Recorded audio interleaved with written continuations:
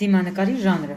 Դիմանկարի ժանրը պատկերում է մարդու դեմքն ու արտահայտում նրա հոգեկան վիճակը, հույզերը և զգացմունքները։ Դիմանկարը ձևավորվել է շատ հին ժամանակներում, դեռևս մ.թ.ա. Առաջին դիմանկարները հանդիպում են Հին Եգիպտոսում։ Դրանք հիմնականում պատկերում են մարդկանց պրոֆիլից կամ դիմացից և կրում էին կրոնական նշանակություն։ Հին եգիպտացիները հավատում էին, որ մահը վերջնական չէ, և մարդու հոգին ժամանակավորապես լքում է մարմինը, ապա վերադառնում իր գաղափարի մեջ։ Այս պատճառով նրանք կառուցում էին դամբարաններ և բուրգեր, որտեղ տեղադրվում էր մահացած փարավոնի մումիան սարկոֆագի մեջ։ Սարկոֆագի վրա հաճախ նկարվում էր փարավոնի դիմանկարը, լայն բացված աչքերով, որպեսզի հոգին վերադառնալուց ճանաչի իր մարմինը։ Այս նկարները կարելի էր համարել առաջին դիմանկարներից։ Դիմանկարի զարգացումը Հին Հունաստանում Հին Հունաստանում դիմանկարի ժանրը նոր զարգացում ապրեց։ Այս ժամանակաշրջանում փոխվեց արվեստի գաղափարախոսությունը։ Հույները գովաբանում էին մարդու կերպարը, նրան համարելով բնության կատարելություն։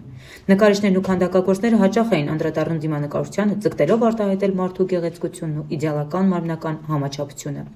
Արխայիկ շրջանում մ.թ.ա. 7-5-րդ դարերում դիմանկարները աչքի էին ընկնում իրենց հանգստությամբ, ներդաշնակ գեղեցկությամբ և ստատիկությամբ։ Մարդկային կերպարները արտացոլում էին զգացմունքների հավասարակշռվածություն։ Այս շրջանում առաջին անգամ մարդկային դեմքը պատկերվեց ակադեմիական ճիշտ համաչափություններով, քանի որ հույները մեծ ուշադրություն էին դարձնում անատոմիայի ուսումնասիրությանը։ Կլասիկական շրջանում մ.թ.ա. 5-4 դարերում դիմանկարները դարձան ավելի արտահայտիչ և բնական։ Արվեստագետները սկսեցին ավելի խորությամբ պատկերել մարդու հոգեբանական բնույթը, շեշտելով անհատի բնավորությունն ու զգացմունքները։ Դիմանկարի զարգացումը Հին Հռոմում Հին Հռոմում դիմանկարը նոր մակարդակի հասավ, ստանալով իրատեսական բնույթ։ Ի տարբերություն հույների, հռոմեացիները ձգտում էին ոչ թե իդեալական, այլ իրական մարդու արտացոլմանը։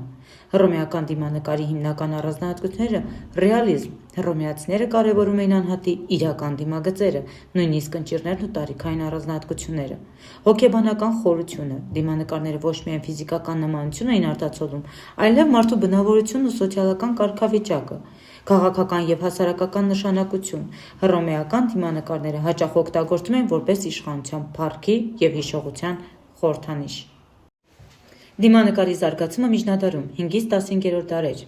Միջնադարում դիմանկարը կորցրեց իր անհատականացված բնույթը և հիմնականում ծառայում էր կրոնական նպատակների։ Այստեղ առաջ եկավ նոր գաղափարախոսություն, որը իր արտահայտությունը գտավ արվեստում։ Եթե հելլենիստական շրջանում արվեստը մեծարում էր մարդուն որպես կատարյալ և ներդաշնակ արարածի, ապա միջնադարում դա փոխարինվեց մի հայացքով, որտեղ մարդն ընկալվում էր որպես մեղքերով լի թույլ էակ Աստծո առջև։ Արվեստի մեջ դա արտահայտվեց հետևյալ կերպ. Մարդու կերպարը հաճախ պատկերվում էր աղավաղված, անհամաչափ, առանց ակադեմիական նկարչության կանոնների պահպանման։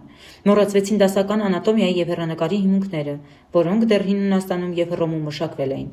Այս շրջանում առաջացավ մանրանկարչությունը որպես հիմնական գեղարվեստական ուղղություն։ Մանրանկարներում մարդկային կերպարները պատկերվում էին կոշտ գծերով, հարթ մակերեսներով և զուրկ էին իրական հույզերից։ Դիմանկարները չէին արտահայտում անհատի հոգեվիճակը և անհատականությունը, այլ ծառայում են միայն կրոնական գաղափարների տարածման նպատակին։ Չնայած այս շրջանի արվեստում անհատական դիմանկարների գրեթե բացակայությունը, միջնադարը նախապատրաստեց վերածննդի դարաշրջանի դիմանկարի վերածնունդը, եթե արվեստագետները կրկին սկսեցին ուսումնասիրել մարդուն որպես անհատականություն։ Վերածննդի դարաշրջանը և դիմանկարի վերածնունդը Երկար միջնադարին փոխարինելու եկավ վերածննդի դարաշրջանը, որն իր հետ բերեց արվեստի մեծագույն տիտաններին։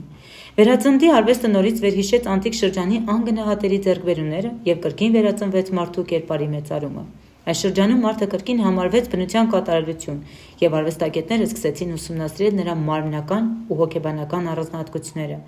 Բազմաթիվ նկարիչներ անդրադարձան դիմանկարի ժանրին, որտեղ արտահայտվում էին մարդու հույզերը, հոգեվիճակն ու անհատականությունը։ Այս շրջանի ամենահայտնի դիմանկարներից են Լեոնարդո դա Վինչի, Մոնա Լիզա, որը հայտնի է իր խորհրդավոր ժպիտով և անզուգական տեխնիկայով, Ռաֆայել Սանտի, Սիկստինյան տիրամայրը, որտեղ արտահայտված է մայրական նրբությունն ու հոգևոր խաղաղությունը, Սանդրո Բոտտիչելլի, Վեներայի ծնունդը, որտեղ իդեալականացված գեղեցկությունն ու հարմոնիան արտացոլում են անտիկ արվեստի ազդեցությունը։ Այս ժամանակաշրջանում դիմանկարը դարձավ անհատականության արտացոլման միջոց, որտեղ ոչ միայն մարդու ֆիզիկական արտաքինը, այլև նրա հոգեբանությունը սկսեց կարևորել դեր խաղալ։ 16-18-րդ դարեր 16-17-րդ դարերում դիմանկարը փոխվեց անցնելով վերածննդի իդեալական գեղեցկությունից դեպի ավելի դրամատիկ, հուզական և դինամիկ պատկերների։ 17-րդ դարը նշանավորվեց բարոկոյի և կլասիցիզմի գեղարվեստական ազդեցությամբ։ Բարոկո և ռոկոկո 17-18-րդ դարեր Դիմանկարներում շեշտում էր պերճանքը, ուժը և դրամատիզմը։ Վան Դայք, Ռեմբրանտ, Ֆրանգոն։ Դիմանկարները հաճախ դառնում էին իշխանության, հարստության եւ սոցիալական կարգավիճակի ցուցադրություն։ Կլասիցիզմը հակադրվում էր բարոկոյի չափազանց հուզականությանը, վերադարձնելով վերածնդի դասական ներդաշնակությունը։ 18-րդ դարում դիմանկարներում արտացոլվում էին բարձր բարոյական արժեքներ, հերոսականություն եւ ճշգրիտ համաչափություններ։ Հռչակավոր դիմանկարիչ Ժակ Լուի Դավիդ, Նապոլեոնի դիմանկարների եւ պատմական կոմպոզիցիաների վարպետ։ 19-րդ դար՝ ռոմանտիզմ, ռեալիզմ, իմպրեսիոնիզմ։ 19-րդ դարում դիմանկարը շարունակեց զարգանալ, անցնելով ռոմանտիզմից դեպի ռեալիզմ, իմպրեսիոնիզմ եւ վաղ մոդեռնիզմ։ Ռեալիզմ 19-րդ դարի կես, Ֆրանսիա, Ռուսաստան, Գերմանիա, Մեծ Բրիտանիա։ Դիմանկարները դարձան առավել իրատեսական եւ բնական, առանց իդեալականացման։ Նկարիչները ձգտում էին ցուցադրել իրական կյանքի մարդկանց իրենց բնական վիճակում։ Հռչակավոր դիմանկարիչներ Գյուստավ Կյուրբե պատկերել է հասարակ մարդկանց իր դիմանկարներում ընդգծելով բնական գեղեցկությունը։ Իլյա Ռեպին, ռուսական ռեալիզմի վառ ներկայացուցիչ, ստեղծել է հոգեբանորեն խոր դիմանկարներ, Լև Տոլստոյի դիմանկարը, Վոլգայի բեռակիրները։ Իմպրեսիոնիզմ 19-րդ դարի երկրորդ կես, Ֆրանսիա, Եվրոպա, ԱՄՆ։ Իմպրեսիոնիստ նկարիչները դիմանկարներում շեշտեցին լույսի խաղը, գույների դինամիկան եւ շարժման պահը։ Հրաժարվեցին մանրակրկիտ նկարչական տեխնիկայից, տալով ավելի արտահայտիչ վրձնահարվածներ։ Հռչակավոր դիմանկարիչներ Կլոդ Մոնե արտացոլում էր դիմանկարի կերպարները լույսի եւ գույնի տպավորության միջոցով։ Օգյուստ Ռենուար պատկերել է նուրբ ու զգացմունքային դիմանկարներ, որոնցում առաջնային էր հյուսվածքների ու մաշկի փափկությունը։ Էդգար Դեգա նրա դիմանկարներում շարժումը եւ մարմնի բնականությունը առաջնային տեղն ունեին։ Դիմանկարի ժանրի զարգացումը 20-րդ դարում։ 20-րդ դարում դիմանկարը մեծ փոփոխություններ ապրեց, արվեստագետները սկսեցին հեռանալ ակադեմիական ավանդույթներից, փնտրելով նոր արտահայտչական միջոցներ, եւ դիմանկարը ձեռք բերեց նոր ձևեր՝ պոստիմպրեսիոնիզմից մինչև աբստրակցիա։ Պոստիմպրեսիոնիստները շարունակեցին իմպրեսիոնիստների գունային ու լույսի ուսումնասիրությունները, սակայն նրանք ավելի շատ շեշտադրում էին անհատականությունը եւ հոգեբանական խորությունը։ Հեռավոր պոստիմպրեսիոնիստ դիմանկարիչներ Վինսենտ Վան Գոգ, Պոլ Գոգեն, Պոլ Սեզան։ Էքսպրեսիոնիստները ձգտում էին փոխանցել մարդկանց հոգեբանական եւ էմոցիոնալ վիճակները, հաճախ խախտելով ռեալիստական համաչափությունները եւ օգտագործելով վառ գույներ ու սուր գծեր։ Հռչակավոր էքսպրեսիոնիստ նկարիչներ Էդվարդ Մունկ, Օսկար Կոկոշկա։ Կուբիստ նկարիչները դիմանկարները բաժանում էին երկրաչափական պարզագույն ձևերի։ Հռչակավոր կուբիստ դիմանկարիչներ Պաբլո Պիկասո, Ժորժ Բրակ։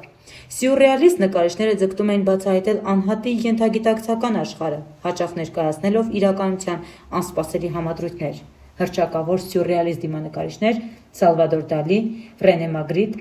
Աբստրակցիոնիստ նկարիչները հրաժարվեցին դիմանկարի ավանդական ֆորմաներից, ստեղծելով կերպարներ, որոնք արտահայտում էին միայն գույնի, ձևի եւ կոմպոզիցիայի միջոցով։ Հռչակավոր աբստրակցիոնիստ դիմանկարիչներ Վասիլի Կանդինսկին, Մարկ Ռոթ։ 21-րդ դարում առաջ եկան պոպ-արտն ու հիպերռեալիզմը։ Պոպ-արտը բերում է զանգվածային մշակույթի եւ գովազդի ազդեցությունը դիմանկարի մեջ, իսկ հիպերռեալիզմը ձգտում է անհավանական ճշգրիտ նկարագրության։ 21-րդ դարում դիմանկարը շարունակում է զարգանալ, միախառնվելով թվային տեխնոլոգիաները, արհեստական բանականությունը եւ վիրտուալ իրականությունը։